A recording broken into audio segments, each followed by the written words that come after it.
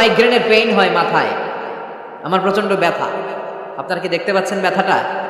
কিন্তু মাথায় যে ব্যথা হয় এটা আপনারা মানেন না, নাস্তিকেরা মানে না। তাহলে ওদের যুক্তির কোনো গ্রাউন্ড আছে? কোনো গ্রাউন্ড না। যেটা দেখা যায় না এটা নাকি ওরা বিশ্বাস করে না।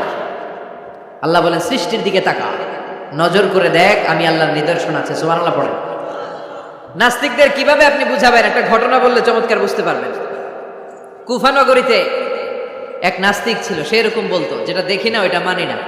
সবাই বলে আমাদের একজন ইমাম আছে, ওনার নাম নু'মান ইবনু সাবিত, উনি তোমারে দেখায় ছাড়বে আল্লাহরে। সে বলে তাই, তাহলে ডাকো তো, তার সাথে আমি তর্ক করব।